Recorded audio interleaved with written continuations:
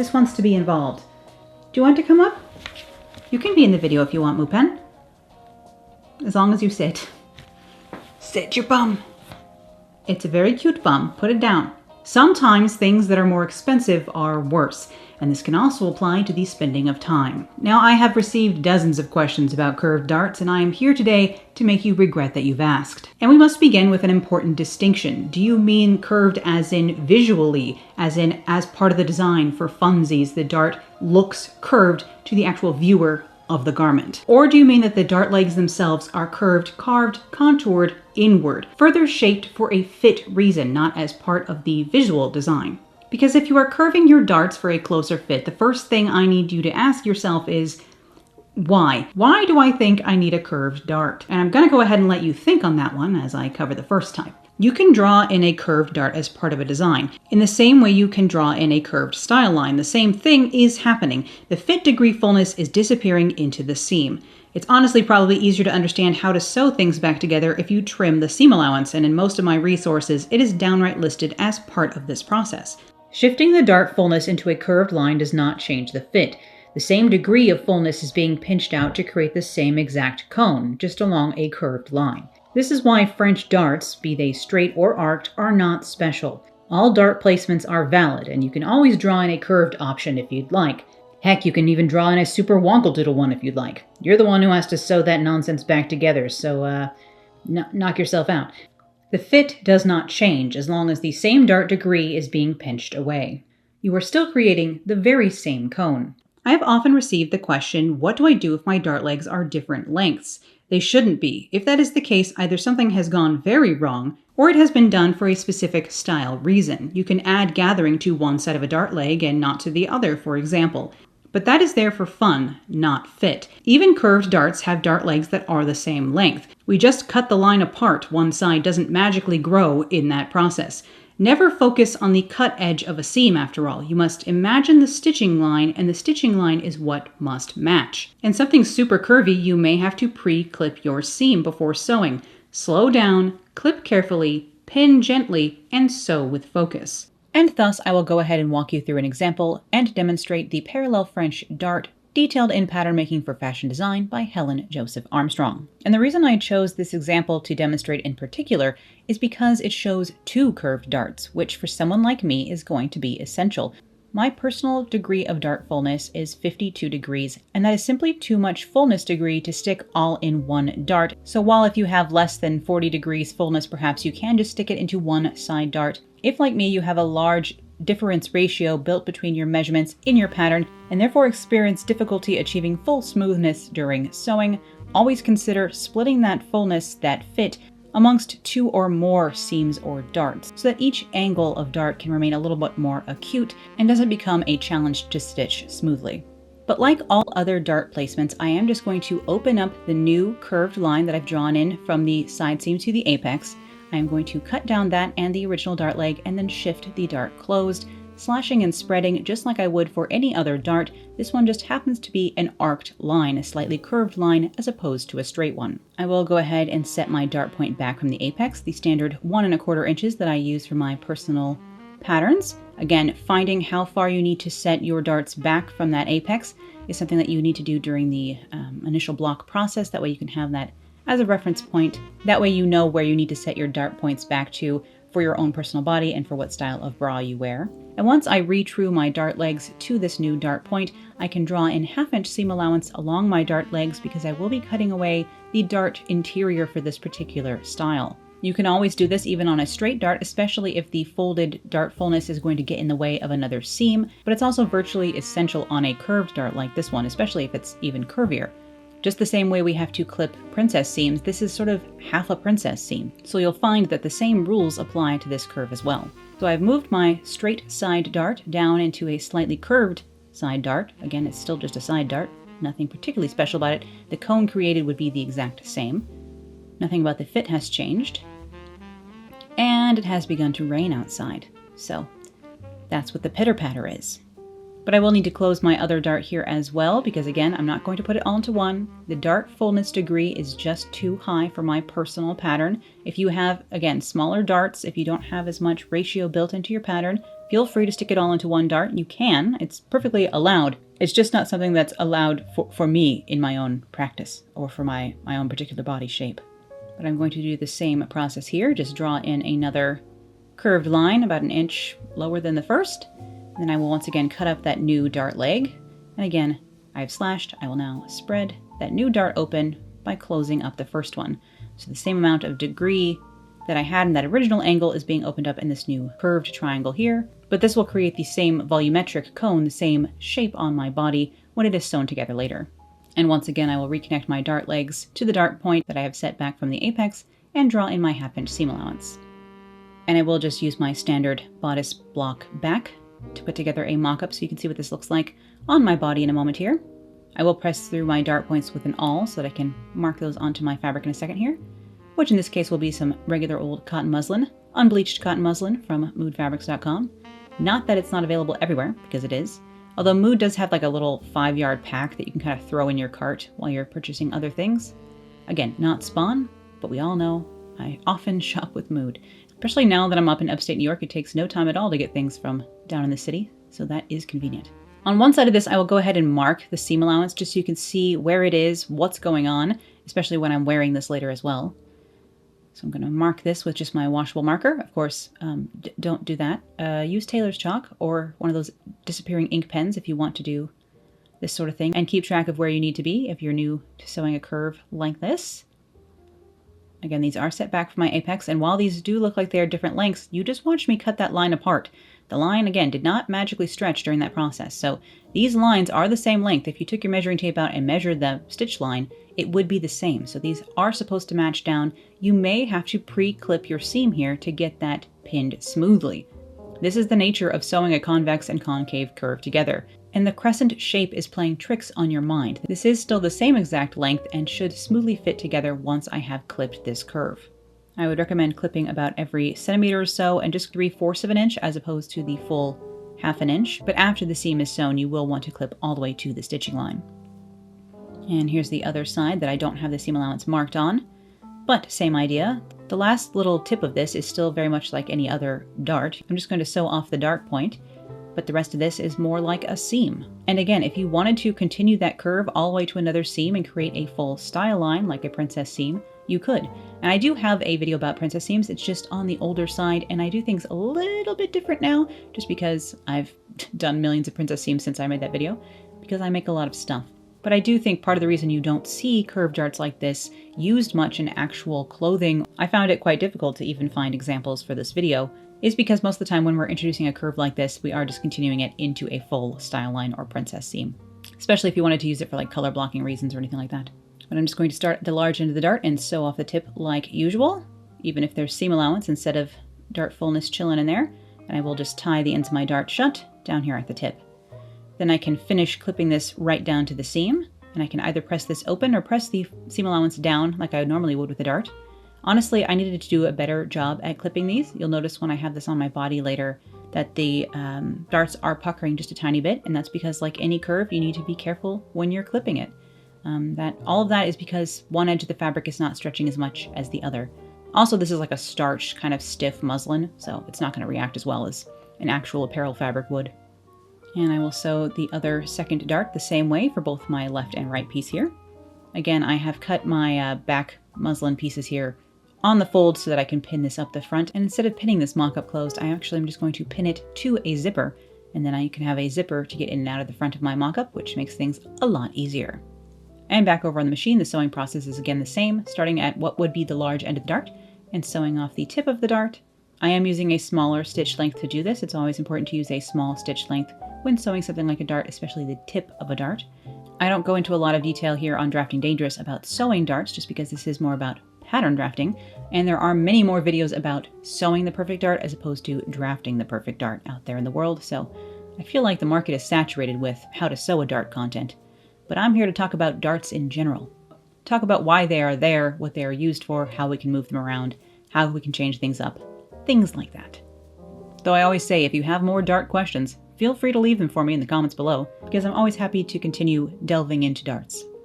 But with the second one pressed as well, I will sew my shoulder seams and side seams in this mock-up, and throw this on for you so you can get an idea of what these curved darts look like on a person. All right, here I am in my skivvies, my skirt slip, as it were, and my Bali Flower brand bra, again a pointier style bra, which is why my garments come out pointier as well, because my block is fitted to be worn over this particular style of bra, and if I wear a different one, things do not fit as perfectly. The closer you fit things, the more important it's going to be that you're wearing the exact same undergarments, because if you've contoured something to fit you perfectly over one bra, it's not going to fit as well over another. Modern foam cut bras especially have a very different shape than vintage one. And yes, I have just pinned this mock-up along the center front to a long dress zipper to be able to get in and out of it on my own. As we know, dart degree fullness is a tool. You can use it in many different ways. You don't have to keep the standard darts that you may have indicated on your blocks. We know this. We can use it in a style line, gathering, pleats, what have you. Curving the darts for style reasons is basically using the dart legs as style lines without cutting them fully apart. It's still sort of style line adjacent, I would say. And I know I haven't covered princess seams or style lines yet in this series here on Drafting Dangerous, but it will be coming up next. Now, have you thought about why you might want your dart legs to curve for fit reasons? Because I have thoughts about it, believe me. We have two main problems and also a secret third problem. One, you've got couture concerns but ready-to-wear ambitions. Fair, but apply them where applicable. We don't need to put every project on the highest possible difficulty setting. And two, someone has sold to you that the closest possible fit is the best fit, the only kind worth chasing.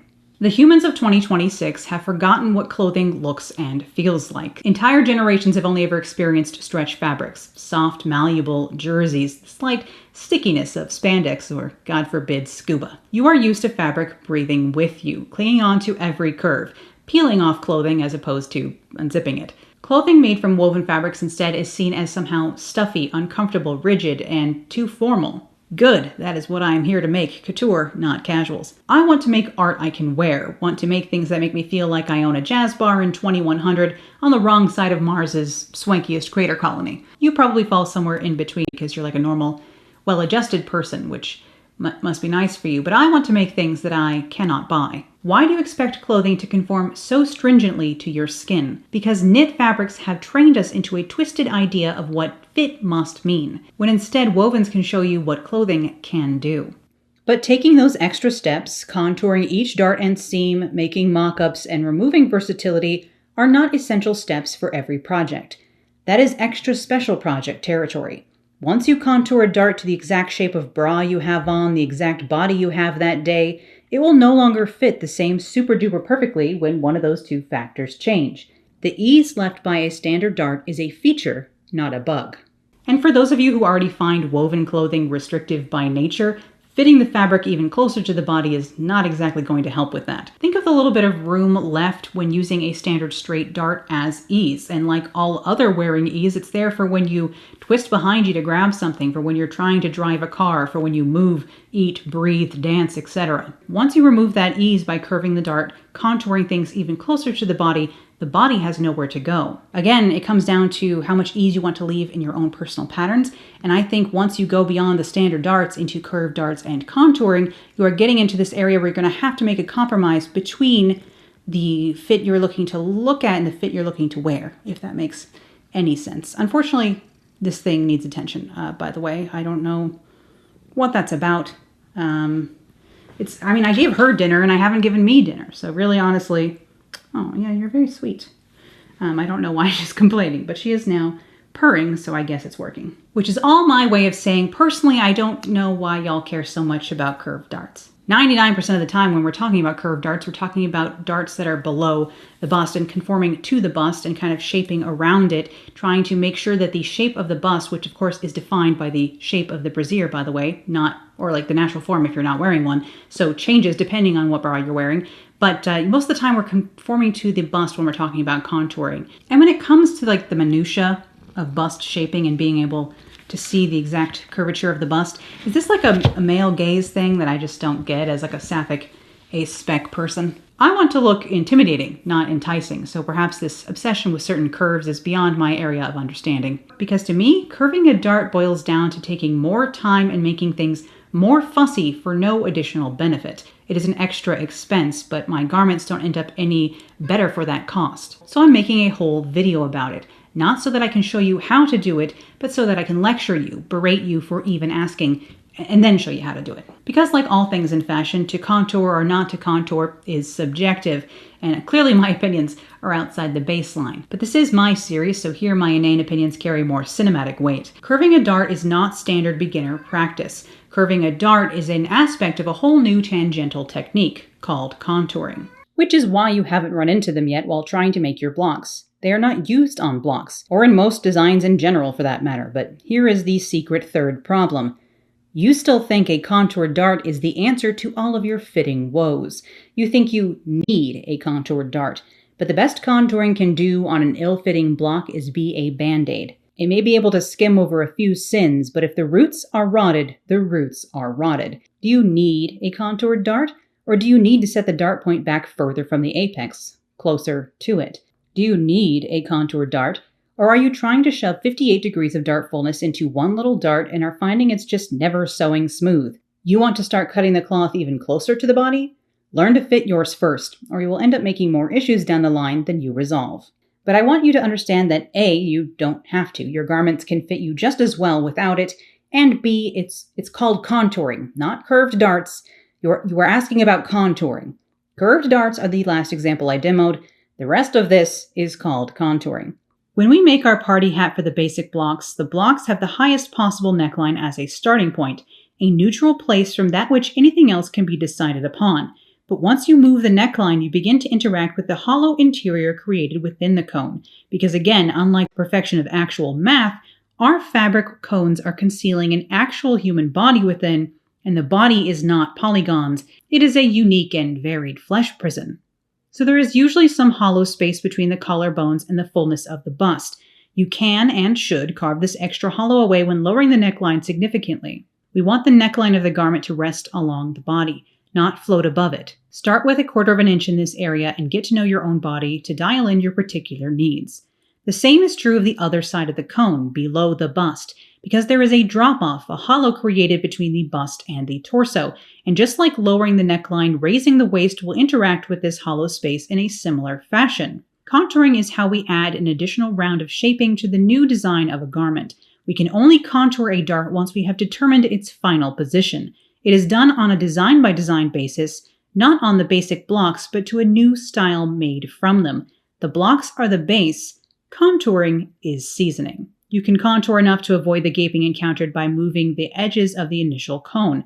Or you can contour further, right against the skin or right into it, because again, with squish comes sculpting, and if you want to cinch in or pad out, you can. Clothing design involves the interaction of many disciplines: art, anatomy, psychology, sociology. The only one who decides what you make and why is you. The reason curved darts might not work right out of a commercial pattern package is wholly specific to one body and whatever particular bra they happen to be wearing there, mate. The whole idea of curving a dart leg is to make it fit a specific individual's body underneath, and a standard from a packet is not going to fit an individual. There are standard suggestions for contouring in textbooks as well, but again, those standards are based on an average of hundreds of humans, and each of us is but one. So to actually get the correct shape of contoured dart leg for you and your specific design, you need to place the darts first, then make a mock-up, and then finally pinch out the excess. Which sounds like extra steps, doesn't it? Yeah, it does.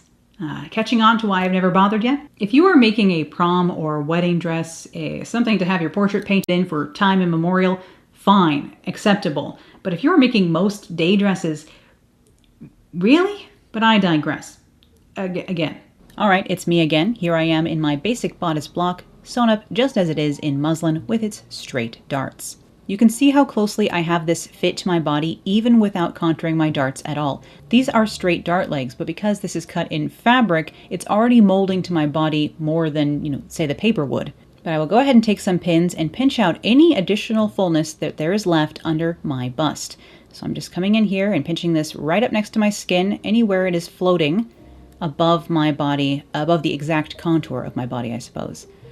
So I can pinch out another, half an inch down here underneath the bust, so we can make sure that we're getting the full brunt of this more bullet-like bra style, which of course so many are afraid of, but honestly I find it so much more flattering on my curvier shape, so Give it a try. The Bali flower bra isn't even that expensive as far as brasiers go. But even this straight line is conforming to my curves quite well all on its own. Still, as I wish to be true to my word, I will go ahead and pinch this extra fullness out, contour one of my waist darts so you can get an idea of how that process goes.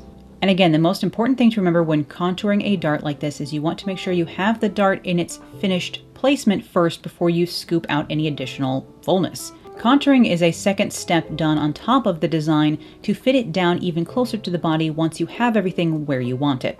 This exact curve wouldn't help you out anywhere else. Alright, so I'm just going to sketch in where I had pinned that extra bit of fullness away.